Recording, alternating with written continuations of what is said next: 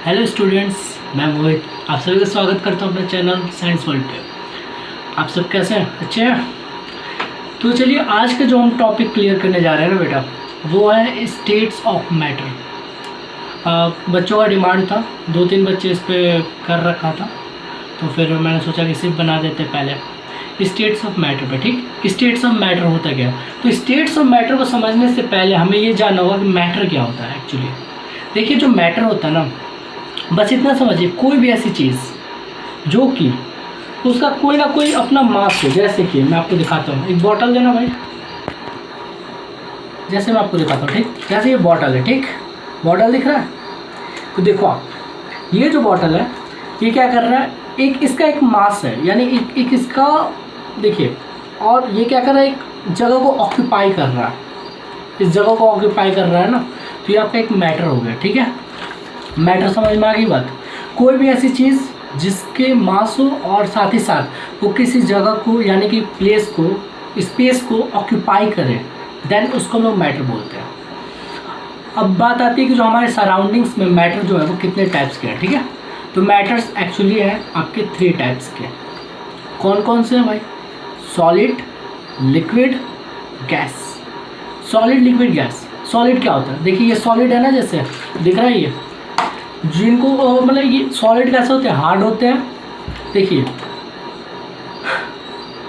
Starting समझते हैं। जैसे मान लीजिए कोई अगर घर बन रहा हो, ठीक है, घर बनाने के लिए, कमरे बनाने के लिए एक ईंट की ज़रूरत होती है ना, ईंट पे ईंट रखे जाते हैं। ठीक, इसी तरीके से कोई भी यदि मैटर है तो इनके जो मॉलिक्यूल्स होते हैं वो भी अरेंज्ड होते हैं। अब कैसे अरेंज्ड होते हैं?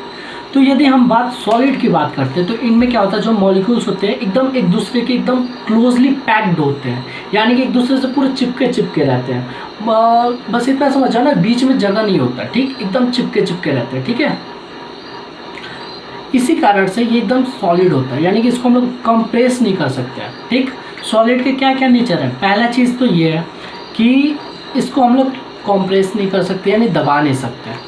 जो हार्ड, जो सॉलिड होता है आप नहीं दबा सकते। ठीक, पहला चीज़। दूसरा चीज़ क्या होता है, इनका जो वॉल्यूम होता है वो फिक्स होता है, यानी यदि ये 1 लीटर है तो 1 ही लीटर रहेगा। ठीक है, इनका शेप फिक्स रहेगा, यदि ये शेप है तो यही रहेगा। वो बात अलग है कि आप इसको अगर तोड़ दोगे तो शेप अलग हो जाएगा, वो चीज़ अलग है। ठीक, लेकिन अगर मैं इस बॉटल की बात करूँ तो इसका शेप वही रहेगा। ठीक, सॉलिड है। इसी तरीके से ये सब चीज़ हो गई, डेफिनेट शेप हो गया, डेफिनेट वॉल्यूम हो गया। इसका जो सरफेस होता है वो रिजिड होता है, यानी कठोर होता है, ठोस होता है। ठीक है, अब बात करते हैं सॉलिड के बाद से लिक्विड की।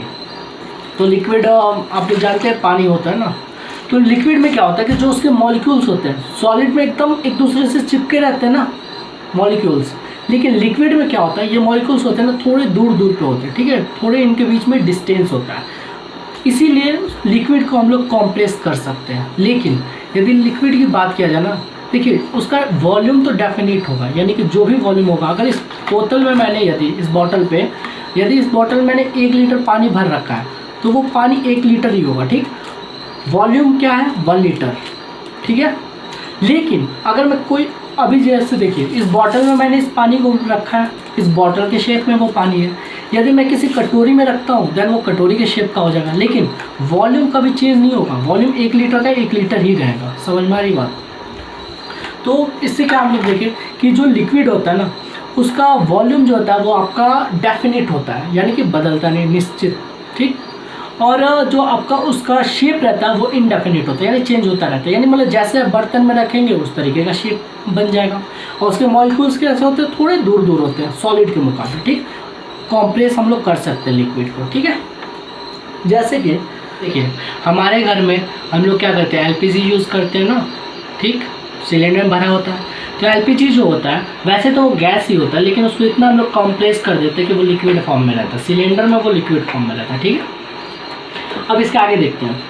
लिक्विड हो गया, गैस की बात करते हैं। गैस जो है तीसरा, ठीक, तीसरा टाइप गैस है। गैस में जो उसके मॉलिक्यूल्स होते हैं ना बहुत दूर दूर होते हैं। ठीक है, मॉलिक्यूल्स ज़्यादा ही दूर दूर होते हैं, इनको एकदम ईजीली कॉम्प्रेस किया जाता है, बहुत ही आसानी से इसको कॉम्प्रेस हम लोग कर सकते हैं। ठीक है, इसके बाद से क्या है, इनका जो वॉल्यूम होगा वो भी डेफिनेट है।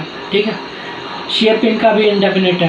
ठीक, गैस कब किस तरीके से कोई नहीं है। ठीक, अब बात करते हैं हम लोग, ये तीनों चीज़ हो गए। ठीक, अब कुछ टॉपिक है आपके में, जैसे कि एक मैटर को, मतलब मैटर के एक स्टेट को दूसरे स्टेट में हमें चेंज करना है। जैसे कि देखो पहला क्या था, पहला था आपका इवेपोरेशन था आपके बुक में, ठीक। इवेपोरेशन क्या होता है, तो आपने देखा होगा कि कभी बॉयल करते हो पानी वगैरह या फिर कोई भी चीज़, तो आप देखोगे ना जब बॉयल करते हैं लोग पानी को, लिक्विड फॉर्म में, पानी क्या है, लिक्विड है, जब भी हम उसको बॉयल कर रहे हैं तो फिर क्या हो रहा है, वो भाप बन रहा है, वेपर के फॉर्म में वो क्या हो रहा है, उड़ रहा है, ठीक है, वो इवेपोरेट हो रहा है, उसी प्रोसेस को हम लोग इवेपोरेशन बोलते हैं, ठीक है, समझ में आ रही बात। दूसरा चीज़ आता है कि कंडेंसेशन क्या होता है। तो कंडेंसेशन में क्या होता है कि यदि गैस है, ठीक है, उसको कूल कर दिया जाए, यानी कि मतलब जैसे देखिए पानी हमने लिया, बॉयल किया, वेपर के फॉर्म में वो उड़ रहा है। आप देखोगे अगर कोई बर्तन उसके ऊपर लगा देते हो ना तो वो वेपर उस पर चिपक जाता है, ठीक। लेकिन जैसे ही आप थोड़ा सा हटाते हो, थोड़ा सा बस कूलिंग डाउन होता है, उसके टेम्परेचर थोड़े से बस कूल होते हैं, तो क्या होता है कि उस बर्तन के नीचे वाटर ड्रॉपलेट्स आपको दिख जाते हैं, यानी कि वही जो वाटर वेपर के फॉर्म में जैसे जो उड़ रहा था गर्म करने पे, पानी को हीट करने पे जो वेपर निकल रहा था, थोड़ा सा बस अगर कूल हो गया तो वो जो वेपर था वो दोबारा से वाटर के फॉर्म में आ गया, और इसी प्रोसेस को हम लोग बोलते हैं कंडेंसेशन बोलते हैं। नेक्स्ट चीज़ कि देखिए फ्रीजिंग क्या होता है, तो पानी को फ्रीज़र में आप लोग रख दिया, ठीक है, आपने फ्रीज के अंदर जो फ्रीज़र होता है आपने रख दिया, फ्रीज़र में रखने पे क्या होता है, पानी जो होता है लिक्विड फॉर्म में वो क्या होता है, इस सॉलिड फॉर्म में चेंज होता है। जैसे कि एग्जांपल के लिए मैंने आपके लिए एक आइस क्यूब रखा हुआ है यहाँ पे, ठीक, तो ये क्या है, सॉलिड है, ठीक है, आइस क्यूब है, तो पानी जो था वो रखा है, ये सॉलिड हो गया, ठीक, और इस प्रोसेस को लोग फ्रीजिंग बोले। और यदि इसको हम लोग, यानी कि इस आइस क्यूब को यदि हम लोग रख देते हैं नॉर्मली, या हीट इसको प्रोवाइड करते हैं, ठीक है, हीट इसको यदि हम प्रोवाइड करते हैं, देन उस केस में क्या होगा, ये मेल्ट होने लगेगा, पिघलने लगेगा, जो आपकी आइसक्रीम पिघलने लगती है, पिघल के फिर ये क्या होता है, लिक्विड फॉर्म में चेंज हो जाता है, ठीक है। तो ये इस प्रोसेस को हम लोग बोलते हैं मेल्टिंग प्रोसेस, समझ में आ रही बात। हाँ, जैसे कि एक और है, आपकी बुक में नहीं है लेकिन बता देता हूँ, जैसे कि सॉलिड, अच्छा आप कैम्फर जानते होंगे, जो यानी कि जैसे कि क्या बोलेगा, अगरबत्ती आप जानते होंगे, या फिर कपूर वगैरह, ठीक है, उसको हम लोग क्या करते हैं कि वो सॉलिड फॉर्म में है, लेकिन उसको जब भी हम लोग जलाते हैं तो वो क्या होता है, गैसियस फॉर्म में वो चेंज हो जाता है डायरेक्ट, मतलब सॉलिड से डायरेक्टली गैस में चेंज हो जाता है। देन ये जो चीज़, ये प्रोसेस, इसको हम लोग सब्लिमेशन बोलते हैं। यहाँ तक था, सभी चीज़ क्लियर हो गया होगा, एक बार रिकवर आपको याद दिला देते हैं, ठीक है, रिवाइज कर लेते हैं।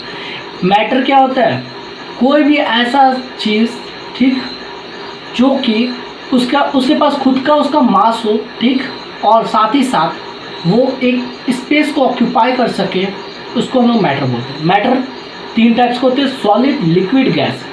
सॉलिड के एकदम नज़दीक रहेंगे मॉलिक्यूल्स, लिक्विड में थोड़े दूर दूर होंगे, और गैसियस में एकदम दूर दूर होंगे, ठीक है। सॉलिड के जो भी पार्टिकल्स है, ठीक है, यदि जैसे ये सॉलिड है, मान लीजिए यदि आइस क्यूब जो है ये सॉलिड है, अगर इसको हम लोग थोड़ा सा मेल्ट किए, इसके पार्टिकल जो हैं वो थोड़े दूर दूर होने लगे, देन ये लिक्विड फॉर्म में चेंज हो गया, और जब उसको भी हम लोग हीट प्रोवाइड करते हैं तो फिर वो और दूर दूर हो जाता है उसका मॉलिक्यूल, और वो क्या होता है, आपके गैसियस फॉर्म में चेंज हो जाता है। ये सारी चीज़ें, यानी कि जब हम हीट कर रहे हैं तो वो सॉलिड से लिक्विड हुआ, लिक्विड से गैस हुआ, ठीक, और जब हम लोग ठंडा करेंगे यानी कूल डाउन करेंगे, तो कूलिंग डाउन करने पे क्या होगा, गैसियस से लिक्विड में, लिक्विड से फिर सॉलिड में। ये चीज़ें थी, उम्मीद करता हूँ आप सभी लोगों को बहुत अच्छा लगा होगा, और प्लीज़ इस वीडियो को ज़्यादा से ज़्यादा शेयर करिए अपने और भी स्टूडेंट्स के साथ, जो भी आपके दोस्त हैं, कि उनको भी कुछ मदद मिल सके इस वीडियो से, और शेयर करिए और लाइक करना ना भूलिए मेरे वीडियो को, और प्लीज़ सब्सक्राइब भी कीजिए। मुझे आप सभी लोगों को सपोर्ट की ज़रूरत है। Thank you so much.